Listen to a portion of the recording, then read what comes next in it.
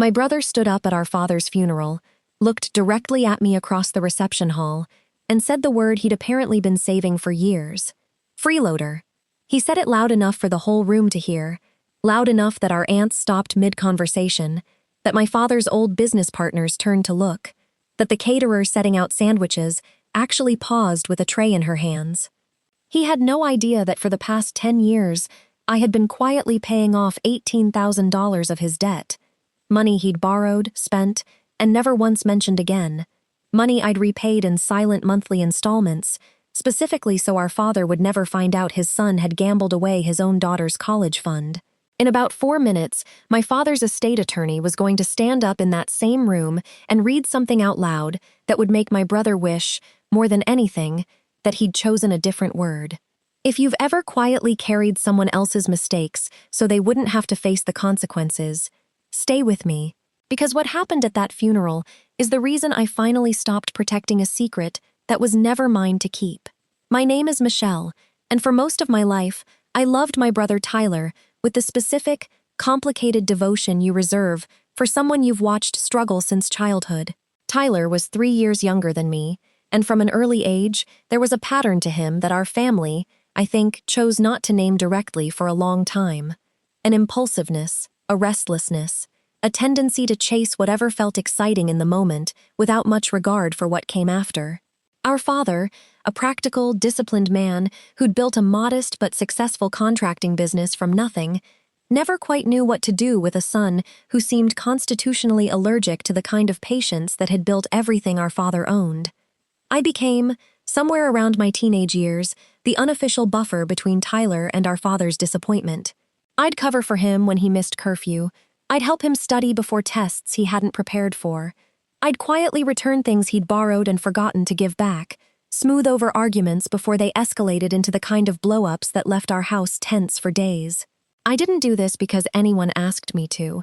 I did it because I loved my brother, and because I'd learned, early, that a version of our family where Tyler and our father weren't fighting was a version where everyone, including me, got to breathe a little easier. This pattern followed us into adulthood, and it followed us specifically into the story I'm about to tell you. A story that began, quietly, on an ordinary Tuesday evening when I was 26 years old, and Tyler called me sounding like someone standing at the edge of something he couldn't see the bottom of. I remember exactly where I was when Tyler called that night, sitting on my apartment floor, sorting through mail, half watching television, the ordinary texture of an unremarkable Tuesday. His voice, when I picked up, had a specific quality I'd heard from him only a handful of times before, usually right before he admitted to something he knew was going to disappoint someone. "Michelle, I need to tell you something, and I need you to not tell Dad." I felt my stomach tighten immediately, the particular dread you develop after years of being the sibling who absorbs bad news first, so the rest of the family doesn't have to. Tyler told me, haltingly, in pieces that took nearly an hour to fully assemble into a coherent picture, that he'd developed a gambling habit over the previous 2 years, online poker at first, then sports betting, then increasingly reckless bets placed with increasingly borrowed money. He'd started small, the way these things always start small, and had convinced himself, repeatedly, that the next win would cover the last loss, until the debts had compounded into something he could no longer manage on his own. The number he finally told me, voice shaking, was $18,000, money owed across 2 different lending sources, one of them a legitimate but predatory personal loan company charging punishing interest, the other something closer to an informal arrangement with people Tyler was noticeably vague about, in a way that made me deeply uneasy about what might happen if that particular debt went unpaid. "I can't tell Dad," Tyler said, and I remember the specific desperation in his voice. The sound of someone who had spent their entire life being the family disappointment, and simply could not survive becoming, definitively and permanently, the family catastrophe. "You know how he is. He'll never look at me the same way again. He'll bring it up for the rest of my life." I want to be honest about something here, because I think it matters for understanding everything that came after. I believed Tyler when he told me this was a one-time crisis, a rock bottom he'd hit, and was determined to claw his way back from. I believed him because I loved him, and because believing him was easier than confronting what it might mean if I was wrong. I had, at that point in my life, roughly $22,000 in savings, money I'd been quietly building for years, earmarked specifically for graduate school. A decision I'd been circling for a while, weighing an advanced degree in accounting that would have meaningfully accelerated my career. I made a decision that night that I've turned over in my mind more times than I can count in the years since. I told Tyler I would cover his debt, on the condition that he never gambled again, that he got into some kind of support program to address the underlying problem, and that this stayed strictly between the two of us. I want to be clear that I didn't make this decision purely out of blind generosity. I made it, in large part, out of fear. Fear of what our father's reaction would actually do to Tyler, fear of what the more informal lender might do if the debt went unpaid, and fear, honestly, of watching my family's fragile equilibrium shatter completely over something I believed, at the time, I had the resources to quietly fix. I withdrew the money over several weeks, structuring the withdrawals carefully to avoid raising questions at my bank, and I paid off both of Tyler's debts directly, in full, within about 6 weeks of that phone call. My graduate school plans quietly evaporated. I told myself, and eventually told the small handful of people who noticed I'd stopped talking about grad school, that I'd simply changed my mind about the timing. Tyler cried when I told him it was handled. He hugged me and told me he'd never forget it, that he'd pay me back every cent as soon as he could, that this was the wake-up call he needed. I believed him. I want you to understand that I genuinely, completely believed him. Here is the part of this story that I think matters most, and the part that took me the longest to fully reckon with. Tyler never gambled at that same catastrophic scale again, as far as I know. In that specific sense, the intervention worked, but he also never paid me back a single dollar of the $18,000, and more importantly, he never once, in the 10 years that followed, spoke about that debt again. Not to thank me periodically, not to check in about repayment, not even to privately acknowledge, between the two of us, the scale of what I'd actually given up for him. It was as though, once the immediate crisis passed, the entire event simply dissolved from his memory, filed away into a category of things that had happened and were now resolved and therefore didn't need revisiting. I, on the other hand, spent the following decade rebuilding my financial position from essentially zero, working overtime hours, delaying my own milestones by years, watching friends buy houses and pursue advanced degrees, while I quietly reconstructed the foundation I'd given away in 6 weeks, to save my brother from a consequence he now seemed to have entirely forgotten he'd ever needed saving from. I don't say this to paint myself as a martyr. I made the choice, and I've had to make peace with the choice, including the parts of it that, in hindsight, I might have handled differently. But I want you to sit with the specific unfairness of what happened next, because it's the detail that makes the rest of this story land the way it does. Over those same 10 years, Tyler built a life that looked, from the outside, entirely successful.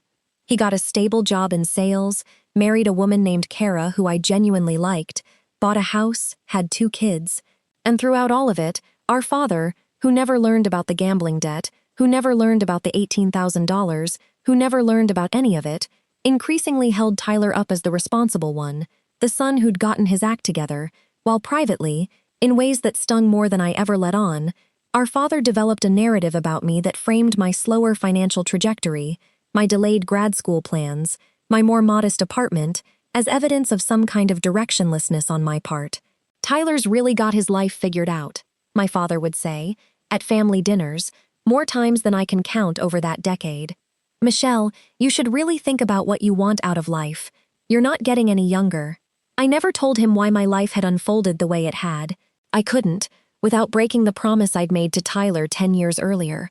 So I absorbed those comments, year after year, watching my brother's protected secret quietly cost me my father's respect in exactly the way I'd once feared it would cost Tyler his.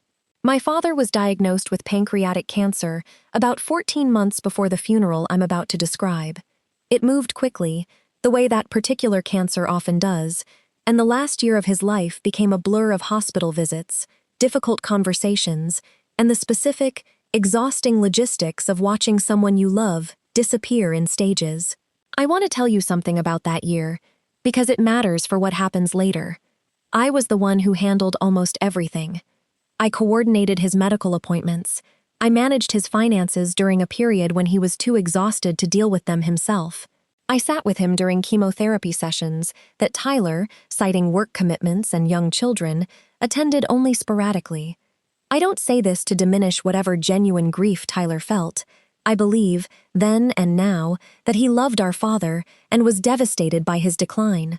But the practical, unglamorous work of caregiving fell almost entirely to me, the way it often quietly falls to whichever sibling has spent a lifetime being the reliable one, regardless of how unevenly that reliability has actually been recognized or rewarded. About 2 months before he died, during one of our quieter hospital visits, my father said something to me that I've thought about more than almost anything else in this entire story. "I know I've been hard on you over the years," he said, his voice weaker than I'd ever heard it. "About the grad school thing, about settling down. I never understood why you slowed down the way you did, right when things seemed to be going so well for you. I think I misjudged something there. I'm sorry for that." I almost told him the truth in that moment. I want to be honest about that. I sat at his bedside with the entire story sitting right at the edge of my mouth. The debt, the $18,000, the decade of silently absorbing his disappointment to protect a promise I'd made to my brother.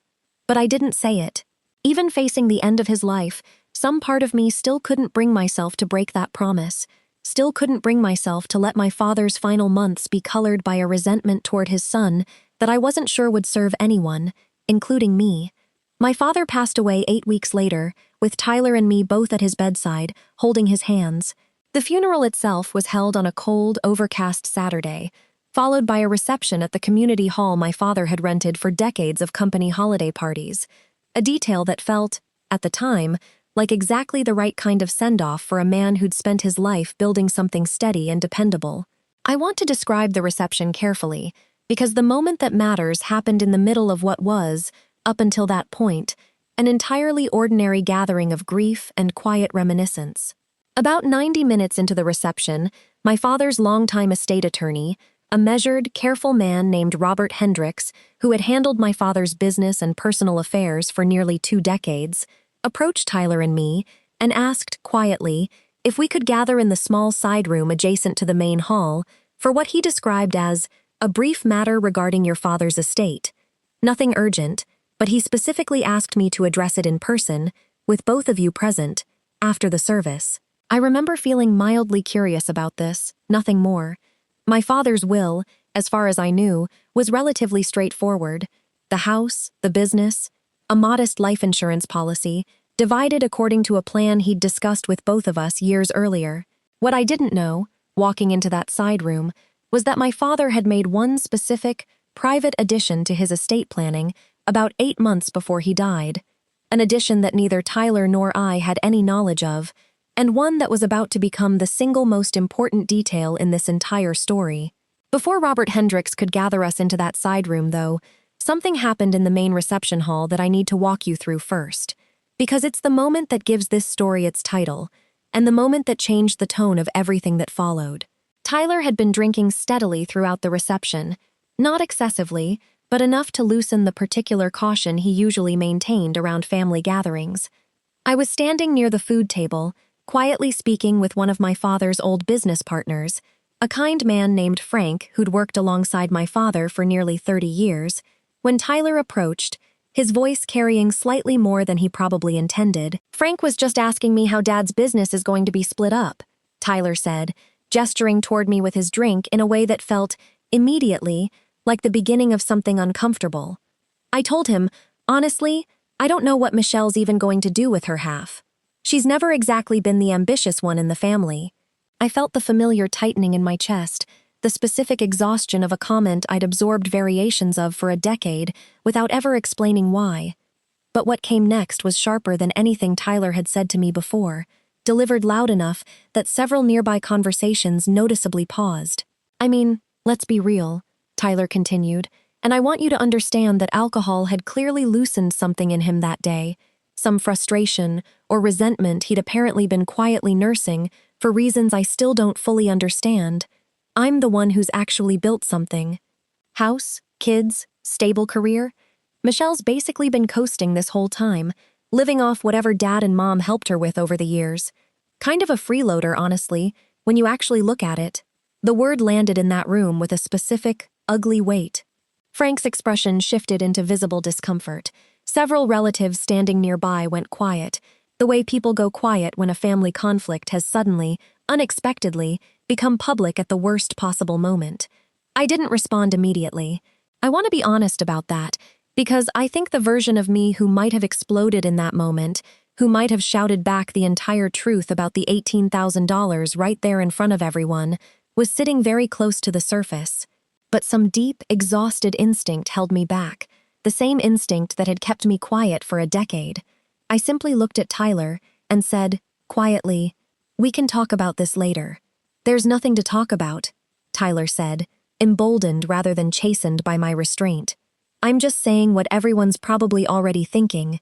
It was at almost exactly this moment that Robert Hendricks reappeared, gently interrupting the tension with the practiced, unbothered calm of a man who has navigated countless awkward family moments during his decades of estate work. "Tyler, Michelle," he said, "if you're both available now, I'd like to address that matter I mentioned. It won't take long." We followed him into the small side room, Tyler still visibly flushed from both the alcohol and the confrontation he'd just initiated, me still working to keep my expression neutral, despite the specific sting of the word he'd just used in front of half our extended family. Robert opened a leather folder and pulled out a single document, handling it with the careful precision of someone who understood, better than either of us in that moment, exactly what it contained. "About 8 months before he passed," Robert said, "your father came to my office and asked me to add a specific provision to his estate documentation. He was very clear that he wanted this addressed after the funeral, in person, with both of you present together. He also asked me to read it exactly as written, without paraphrasing." Robert cleared his throat and began to read. "I am adding this note to my estate file because there is something I need my children to understand, something I only learned recently, and should have known far sooner. Approximately 10 years ago, my daughter Michelle used nearly all of her personal savings, $18,000, to quietly pay off a gambling debt that my son Tyler had accumulated, in order to protect him from consequences he was afraid to face, and in order to protect our family from a crisis she believed, at the time, would tear us apart. I need to describe what happened to Tyler's face in that exact moment, because I have never, before or since, seen someone's expression collapse so completely and so quickly. "I only learned of this," Robert continued, reading directly from my father's words, "during a private conversation with Michelle's former graduate school advisor, who reached out to me shortly after my diagnosis regarding an old scholarship inquiry Michelle had once made and never followed up on. In pursuing that inquiry, out of curiosity about my daughter's abandoned education plans, I discovered the timeline of her withdrawn graduate school application coincided precisely with a large withdrawal from her savings account a decade ago. I asked her directly about this only once, several months ago, and she told me only that she'd needed the money for something important, and asked me not to press further. I did not press further at the time. But I made some inquiries of my own, quietly, through a family friend who works at Michelle's former bank, and pieced together enough to understand, with reasonable confidence, exactly what happened and why. The room had gone completely silent. Tyler had not moved. I watched the exact moment the full weight of what our father had discovered landed on him.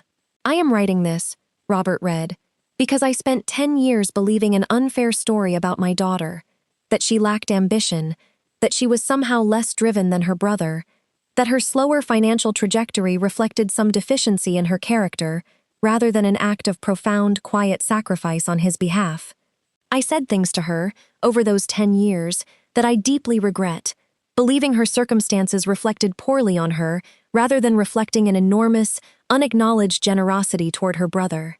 I cannot undo those 10 years of misplaced disappointment, but I can, at least, make sure the truth is spoken clearly, in front of both of them, once I am gone, so that Tyler understands exactly what his sister sacrificed to protect him, and so that Michelle finally hears, in this specific and permanent way, that I understood the truth before I died, even if I failed to say it to her directly while I still had the chance."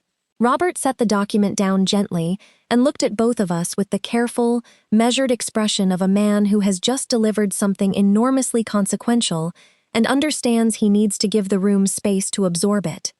There's an additional provision, Robert said quietly. Your father adjusted the distribution of his estate to account for this. He's allocated an additional $18,000 to Michelle specifically, from the estate's liquid assets, prior to the standard division of the remaining estate between the two of you. His note specifies this isn't a punishment toward Tyler. His words, specifically, were that this was simply returning to Michelle what she gave away to protect this family, with the interest of 10 years of silence added on top. Tyler had not said a single word throughout the entire reading. When he finally spoke, his voice was barely audible. Is that? He started, then stopped, visibly working to process everything he'd just heard. Michelle, is that true? All of it? Yes, I said quietly. It's true. You paid that whole thing off? By yourself? And you never, in 10 years, you never once, you asked me not to tell anyone, I said. So I didn't. Not Dad, not Mom, not anyone. I kept that promise for 10 years, Tyler, including about 20 minutes ago, in that reception hall, when you called me a freeloader in front of half our family. I want to be honest about what happened in the immediate aftermath of that moment, because I think real reconciliation is messier and slower than a clean, cinematic redemption arc. Tyler didn't fall to his knees in dramatic remorse. He sat down heavily in one of the side room's folding chairs, visibly overwhelmed, and for a long moment, simply stared at the floor. I don't know what to say, he finally said. 10 years, Michelle. 10 years of me thinking Dad just liked me more, thinking maybe you just weren't as put together as me, and the whole time, he stopped, seemingly unable to finish the sentence. I made that choice, I said, and I want you to understand, I said this honestly, not to let him off the hook, but because it was true. You didn't force me to pay that debt. I chose to, because I loved you, and because I was scared of what would happen if I didn't. But I also didn't choose the way you talked about me for the next 10 years. I didn't choose to be called directionless, or unambitious, or a freeloader, while quietly carrying something that cost me more than you ever knew. I'm sorry, Tyler said, and for the first time in longer than I could remember, it sounded like he actually meant it, unguarded by the specific deflecting humor he usually reached for when conversations got uncomfortable. I'm so sorry, Michelle, for all of it. For today, and for every comment before today that I didn't even realize was so much worse than I understood. We didn't resolve 10 years of complicated family dynamics in that single side room conversation. I want to be clear about that because I think it's the honest version of how these things actually work. But something did shift, permanently, in the months that followed.